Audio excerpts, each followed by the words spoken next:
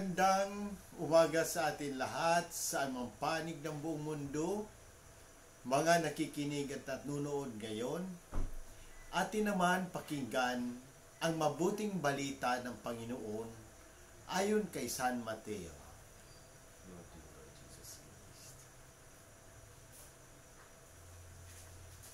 Noong panahong iyon, isang araw ng pamamahinga, naparaan si Jesus sa triguhan. Nagutom ang kasama niyang mga alagad, kaya't nangitil sila ng uhay at kinain ang mga butil.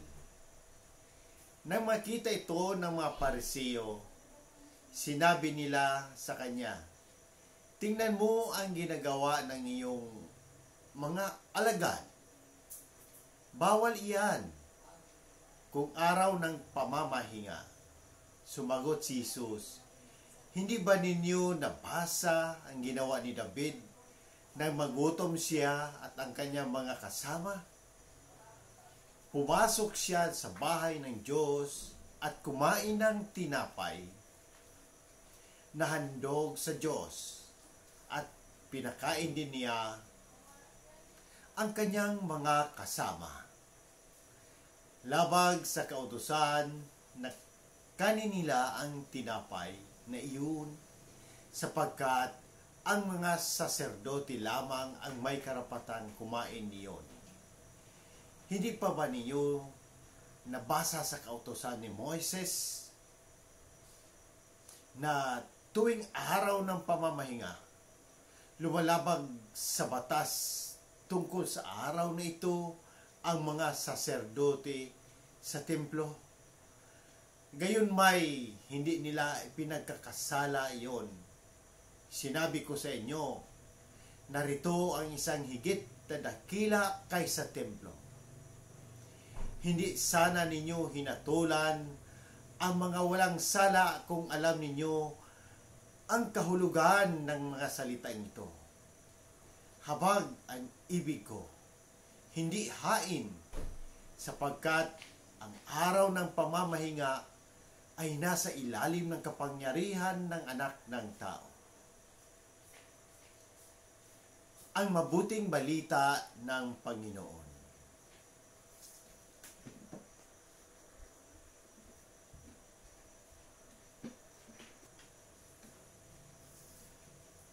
Pagnilayan natin bilang Romano Katoliko. Sa ating Ebanghelyo ngayon, ipinapaalala ni Jesus ang tunay na kahulugan ng araw ng pamamahinga at ang halaga ng habag kaysa sa mga ritual. Ang kwento ay nagsisimula sa isang simpleng pangyayari. Ang mga alagad ni Jesus ay nagutom at nangitil ng uhay upang makakain. Para sa mga Pariseo, ito ay isang paglabag sa batas ng araw ng pamamahinga. Ngunit para kay Jesus, ito ay isang pagkakataon upang ituro ang mas mahalagang aral. Sa ating refleksyon, una, ang pangangailangan ng tao kaysa sa ritual. Itinuro ni Jesus na ang pangangailangan ng tao ay mas mahalaga kaysa sa istriktong pagsunod sa mga ritual. Sa panahon ni David, kinain nila ang tinapay na handog sa Diyos dahil sa gutom, at ito ay tinanggap bilang makataong gawain. Sa parehong paraan, ang mga alagad ni Jesus ay kumain upang tugunan ang kanilang pangangailangan. Pangalawa, pag-unawa sa tunay na kahulugan ng batas.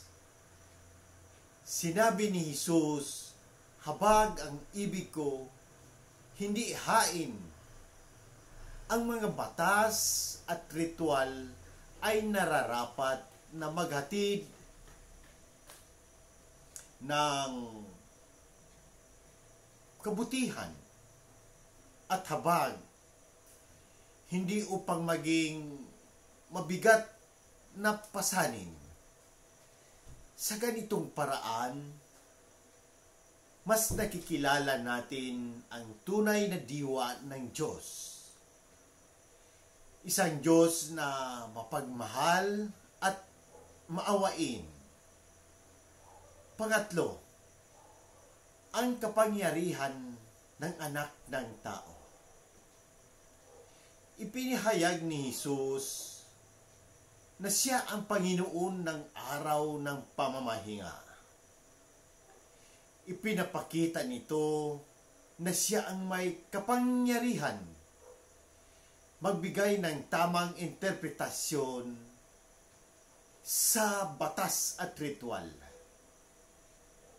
Bilang mga tagasunod ni Kristo, tayo ay inaanyayahan na unahin ang pagmamahal, habag at pag-unawa sa bawat isa. Higit sa anumang ritual o tradisyon. Sa aplikasyon sa araw-araw na buhay, sa ating pang-araw-araw, madalas tayong napapako sa mga ritual at tradisyon na minsan ay nagiging hadlang upang magpakita ng tunay na habag at pagmamahal. Ang paalala ito mula kay Jesus ay nagsisilbing gabay upang suriin ang ating mga gawain at siguraduhin na ang ating mga aksyon ay nagmumula sa puso at hindi lamang sa pagsunod sa patakaran. Tulad ng kasabihan, ang pamilya na nagdadasal ng sama-sama, nananatiling magkasama. Ang ating pagsamba at mga ritual ay dapat maghatid sa atin ng mas malalim na pagmamahal at pag-unawa sa isa't isa. Lalo na sa ating pamilya at komunidad. Naway maging inspirasyon sa atin ang Ibanghilyo ngayon upang magpakita ng habag sa ating kapwa at maging tunay na tagasunod ni Kristo sa ating mga salita at gawa. Sa muli, hinihikayat ko ang lahat, Katoliko man o hindi, na magtanong at pagnilayan ang mensahe ng Ibanghelyong ito. Kung may mga katanungan kayo tungkol sa pananampalataya, ang ating simbahan o sa anumang aspeto ng ating buhay, bukas ang aking puso na sagutin ang mga ito. Sama-sama nating pagnilayan at pahalagahan ang habag at pag-ibig ng Diyos sa ipinapahayag ni Jesus sa Ebanghelyong ito. Sa pamamagitan ng ating mga gawain at salita, naway maging daluyan tayo ng habag at pagmamahal ng Diyos sa lahat ng tao. Amen. In nomine Patri, Filii, Spiritus Sancti. Amen.